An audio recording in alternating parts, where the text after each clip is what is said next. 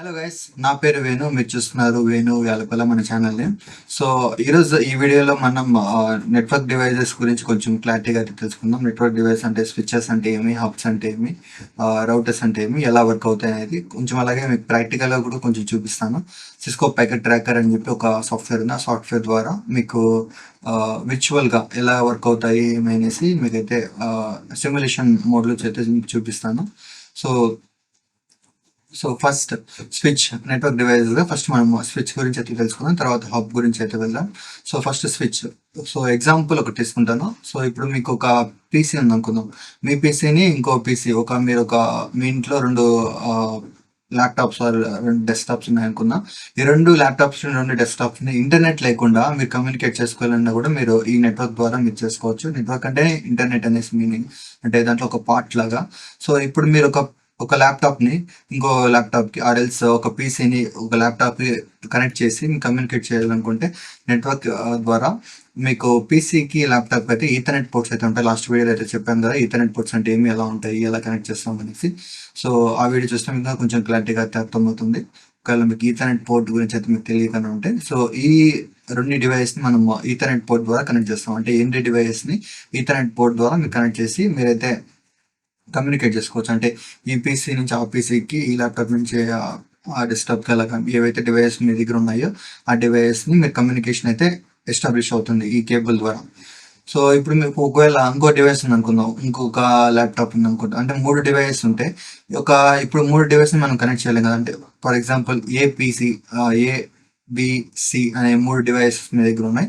ఇప్పుడు ఏబిసి అనే డివైస్ని మీరు కనెక్ట్ చేయాలనుకుంటే ఏని బికి కనెక్ట్ చేయొచ్చు. అంటే ఏకున్న ఈథర్నెట్ పోర్ట్ ద్వారా బికున్న ఈథర్నెట్ పోర్ట్ ద్వారా రెండింటిని అయితే కనెక్ట్ చేయొచ్చు. రెండు డివైస్ అయితే కనెక్ట్ అవుతాయి, వర్క్ అవుతుంది, కొంచెం కమ్యూనికేషన్ అయితే జరుగుతుంది.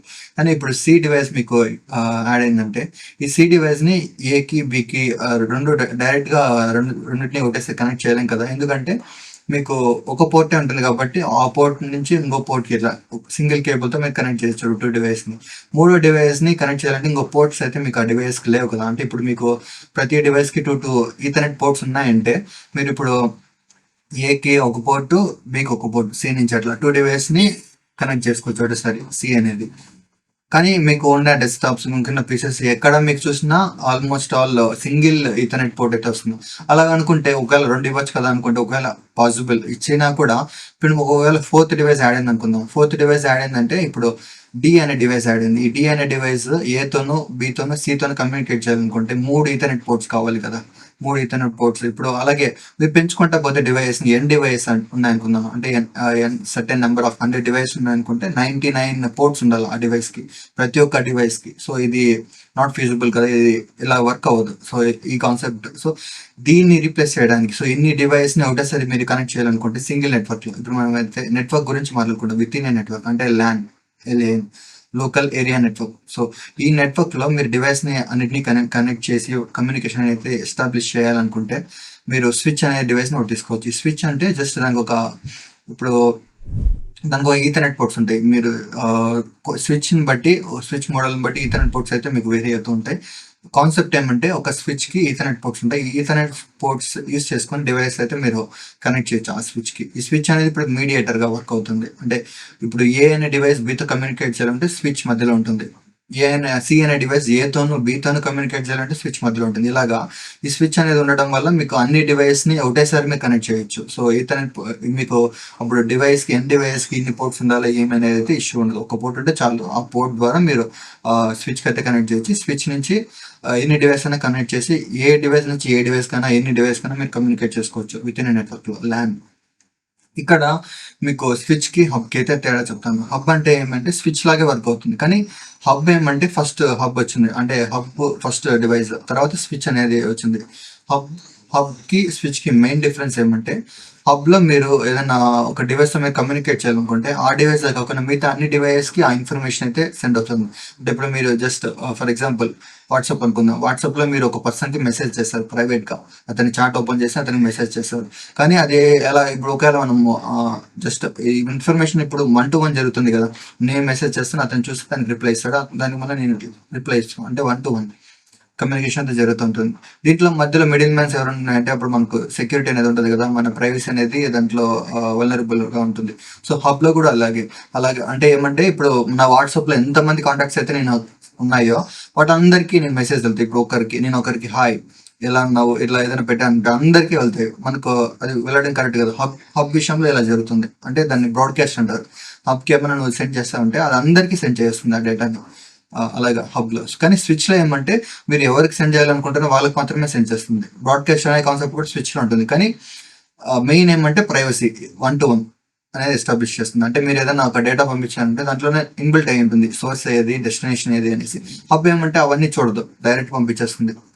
అంటే ఎవరికి ఎన్ని డివైస్ అయితే కనెక్ట్ అందరికీ అదే పంపించేస్తుంది అలాగా. సో హబ్ కి స్విచ్ కి మెయిన్ డిఫరెన్స్ ఇది. సో ఇవి 2 మెయిన్ డివైస్. ఇది విత్ ఇన్ నెట్వర్క్ అని చెప్పా కదా. So with in network main గా ఈ టూ డివైస్ అయితే ఉంటాయి. స్విచెస్ ని బ్రిడ్జెస్ అని కూడా అంటారు ప్రీవియస్ గా. తర్వాత స్విచ్ అనేది వచ్చింది. స్విచ్ అంటే కొంచెం బ్రిడ్జ్ కి స్విచ్ కి తేడా ఏమంటే రెండు ఒకటే ఆల్మోస్ట్. కానీ స్విచ్ కి కొంచెం ఇంటెలిజెంట్ ఫీచర్స్ ఉంటాయి. అంటే డివైస్ ని ఐడెంటిఫై చేయడం ఇలాగా. సో స్విచ్ గురించి ఇంకా క్యామ్ టేబుల్ అనేది ఒకటి ఉంటుంది. స్విచ్ ఎలాగా ఏ డివైస్ ని ఎలాగా అది ఐడెంటిఫై చేస్తుంది ఆటోమేటిక్ గా. అంటే స్విచ్ మనం ఎక్కువ కాన్ఫిగరేషన్ అయితే చేయడం అవసరం లేదు. సో వీటి గురించి నెక్స్ట్ వీడియోలో అయితే కొంచెం ప్రాక్టికల్ గా మీకు ఎక్స్ప్లెయిన్ చేస్తాను స్విచ్ గురించి కంప్లీట్ గా. సో అలాగే ఇప్పుడైతే సింపుల్ డెమాన్స్ట్రేషన్ ఇస్తాను ఏది ఎలాగా ఏమి అనేసి. సో అలాగే నెక్స్ట్ రౌటర్ ఏమంటే ఇప్పుడు ఇంతవరకు మనం విత్ ఇన్ నెట్వర్క్ చూస్తాం కదా. ఇప్పుడు బిట్వీన్ నెట్వర్క్స్ అంటే ఇప్పుడు ఈ డివైస్ నా దగ్గర ఉన్న ఈ డివైస్ అంటే ల్యాప్టాప్, పీసీ, ఇంతవరకు వీటి మధ్య కమ్యూనికేషన్ అయితే మనం చూసాం. స్విచ్ యూజ్ చేసుకొని 2 or more డివైస్ ని మనం అయితే కనెక్ట్ చేసుకోవచ్చు. కానీ ఇప్పుడు మనం అవుట్ సైడ్ ఇంటర్నెట్ కమ్యూనికేట్ చేయాలంటే ఏదైనా మనం బ్రౌజ్ చేయాలంటే ఏదైనా వీడియో ఏదైనా చూడాలి, యూట్యూబ్ లో ఏదైనా చూడాలి, ఏదైనా డ్రైవ్ ఎవరైనా లింక్ పెట్టారు అది డౌన్లోడ్ చేసుకోవాలి ఫైల్, ఇలాగ ఏవైనా చూడాలంటే బయట ఇంటర్నెట్ తో మనం కమ్యూనికేట్ అవ్వాలి కదా, మన కనెక్షన్ అయితే ఉండాలి. సో దీంట్లో మనకు రౌటర్ అనేది యూజ్ అవుతుంది. రౌటర్ ఏమంటే అది ఒక జస్ట్ డివైస్. ఆ డివైస్ ఏమంటే నెట్వర్క్స్ ని కనెక్ట్ చేస్తుంది. సో ఈ నెట్వర్క్స్ ని కనెక్ట్ చేస్తుంది. అలాగే మనం ఏమంటే మనం ఏదైనా ఇన్ఫర్మేషన్ పంపించాలనుకుంటే ఆ రౌటర్ ద్వారా బయట ఇంటర్నెట్ కి అది సెండ్ అవుతుంది. బయట ఉన్న డేటా మన రౌటర్ నుంచి మనకైతే వస్తుంది. సో ఇది ఇలాగ రౌటర్ అనేది బ్రిడ్జ్ బిట్వీన్ ద నెట్వర్క్స్ అలాగా. సో ఇప్పుడైతే మీకు సింపుల్ డెమాన్స్ట్రేషన్ చూపిస్తాను స్విచ్ రౌటర్ అలాగే. సో ఎలా వర్క్ అవుతుంది సింపుల్ గా ఒక మీకు చిన్న నెట్వర్క్ ఫామ్ చేసి మీకు చూపిస్తాను. సిస్కో ప్యాకెట్ ట్రాకర్ అనేది సిస్కో వాళ్ళ సాఫ్ట్వేర్. ఈ సాఫ్ట్వేర్ యూస్ చేసుకొని మనం ఏదైనా నెట్వర్క్ బేసిక్ స్టఫ్ అంతా చెక్ చేసి అంటే మనం నెట్వర్క్ బిల్డ్ చేసుకోవడం ఎలా వర్క్ అవుతున్నాయి ఏమి అనేసి అంటే మనం ఫిజికల్ గా మన డివైసెస్ తెచ్చుకోం కదా అన్ని. అంటే ఆ డివైస్ ఎక్కడ దొరుకుతాయి ఏమి కాస్ట్ అంతా మనం జస్ట్ టెస్ట్ చేయడానికి అండర్స్టాండ్ చేసుకోవడానికి ఇది ఒక సాఫ్ట్వేర్ విర్చువల్ గా ఉంటాయి. దీంట్లో నేను simulation mode, real time mode అనేవి కూడా ఉంటాయి. కానీ బయట ఇంటర్నెట్ అయితే మీరు కమ్యూనికేట్ చేయలేరు. జస్ట్ ఒక సిమ్యులేషన్ ఒక ల్యాబ్ సాఫ్ట్వేర్ ఇదైతే. సో ఈ సిస్కో అనేది మీకు డౌన్లోడ్ చేసుకోవాలనుకున్నా కూడా ఈ సాఫ్ట్వేర్ మీరు డౌన్లోడ్ చేసుకోవాలనుకుంటే నేను లింక్ అయితే నేను డిస్క్రిప్షన్ లో మెన్షన్ చేస్తాను. సో ఎలా ఇన్స్టాల్ చేసుకోవాలని మీకు ఏమైనా డౌట్స్ ఉన్నా కూడా కామెంట్లో అయితే మెన్షన్ చేయండి. సో ఇప్పుడు ఈ సాఫ్ట్వేర్ అయితే నేను ఓపెన్ చేస్తున్నాను.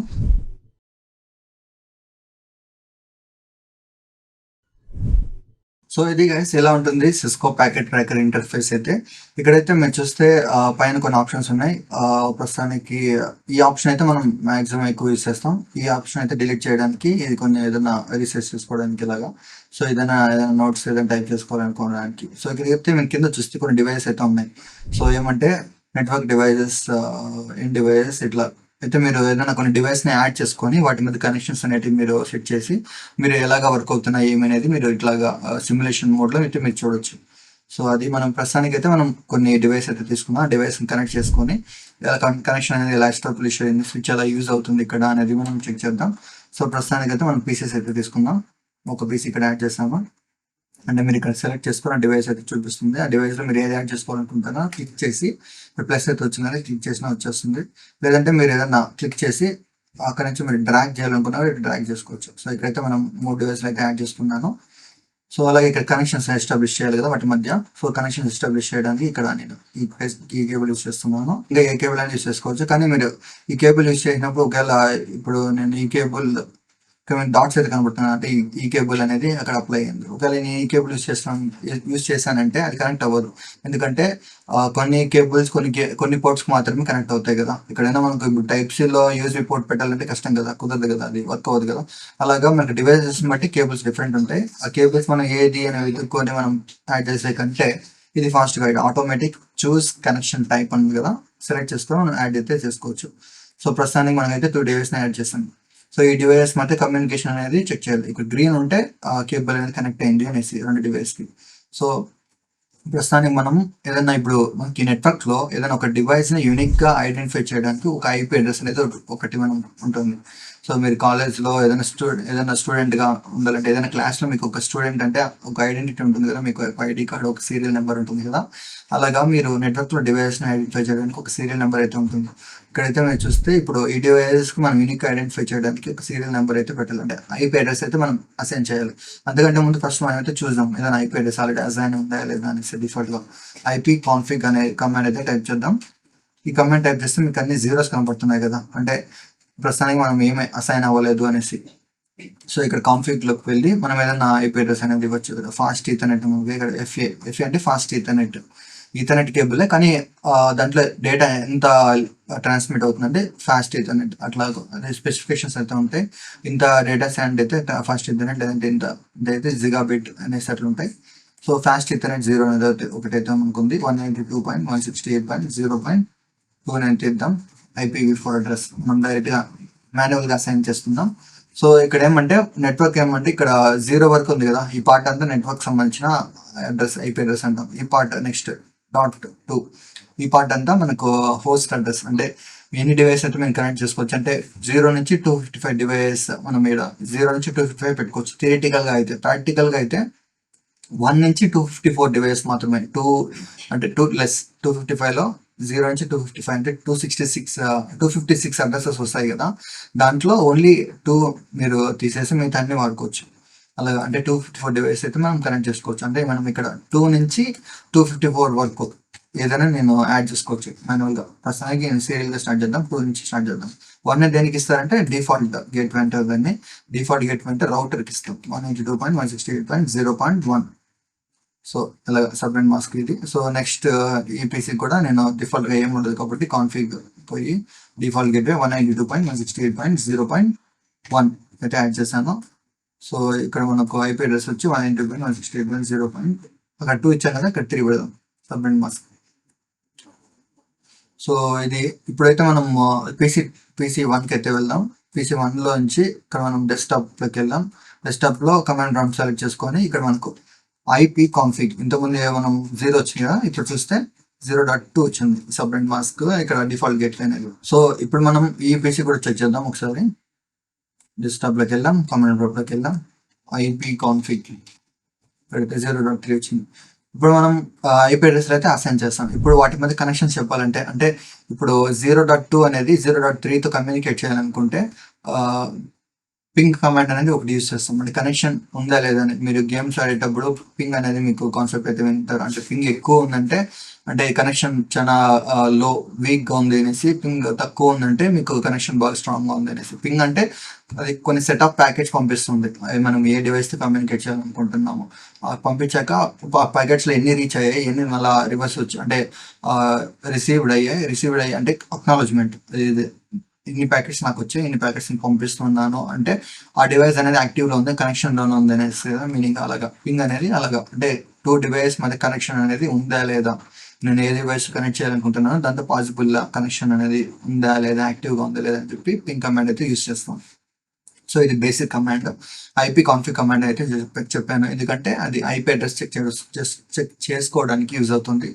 సో పింగ్ అనేది ఏమంటే కనెక్షన్ ఎస్టాబ్లిష్ అయిందా లేదా, కనెక్షన్ ఉందా లేదా అని చెక్ చేసుకోవడానికి. సో ఇప్పుడు మీరు పింగ్ ఐపీ అడ్రస్ అది ఇట్లా టైప్ చేస్తాం, పింగ్ స్పేస్ 192.168.0.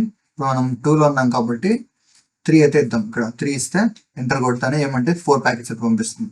సో 1 ప్యాకెట్ పంపించండి ఈ డివైస్కి, ఇన్ని బైట్స్ ఆ ప్యాకెట్ ఇంత సైజ్ ఉంది అంటే కొంచెం ర్యాండమ్ క్యారెక్టర్స్ అయితే ఉంటాయి. సో టైం అనేది 1 millisecond ఆ ప్యాకెట్ అనేది డివైస్కి రీచ్ అయింది డెస్టినేషన్కి. టైం టు లివ్ అంటే అక్కడి నుంచి వెళ్ళి అక్కడి నుంచి మళ్ళీ తిరిగి రావడానికి 128 milliseconds అయితే పడింది. సో ఇలాగా అంటే ఇది మొత్తానికి పింగ్ స్టాటిస్టిక్స్ అంటే ప్యాకెట్స్ సెండ్ 4, రిసీవ్డ్ 4, లాస్ట్ 0. అంటే 4 ప్యాకెట్స్లో 4 సెండ్ అయినాయి, 4 రిసీవ్ అయినాయి, 0 లాస్. అంటే అన్ని సెండ్ అయ్యి అన్ని రిసీవ్ అయినాయి కాబట్టి లాస్ 0, అంటే కనెక్షన్ అనేది ఉంది అనేసి మీనింగ్. ఇప్పుడు ఈ పేజ్లో చెక్ చేసినా కూడా మీరు పింగ్ 0.168.0.2 పింగ్ అయితే అయింది. సో వర్క్ అవుతుంది. ఇప్పుడు మనం 2 డివైస్ మధ్య కమ్యూనికేషన్ అయితే వర్క్ ఉంది. ఇప్పుడు నేను ఇంకో కేబుల్ యాడ్ చేయాలనుకుంటే ఈ పీసీ నుంచి ఈ పీసీకి ఏం చెప్పింది, the cable cannot be connected to that port. ఎందుకంటే ఆ పోర్ట్స్ కనెక్ట్ చేయడానికి మనకు ఫీజిబిలిటీ లేదు ఇక్కడ. సో ఇప్పుడు మీరు దీని మీద హోవర్ చేశారంటే ఇక్కడ మీకు చూపిస్తుంది కదా ఫాస్ట్ ఈథర్నెట్ బ్లూటూత్ అనేసి. ఫాస్ట్ ఈథర్నెట్ ఒక పోర్టే ఉంది. సో ఇప్పుడు మనం స్విచ్ అయితే యూస్ చేద్దాం. స్విచ్ యూస్ చేసి మనం ఈ 3 డివైజెస్ని కనెక్ట్ చేయడం అంటే కమ్యూనికేషన్ ఎస్టాబ్లిష్ చేయడానికి. ఇక్కడ డిఫరెంట్ వర్షన్స్ అయితే ఉన్నాయి కదా, దీంట్లో నేను పీటీ స్విచ్ అనేది సెలెక్ట్ చేశాను. ఫస్ట్ ఈ లింక్ అయితే రిమూవ్ చేద్దాం.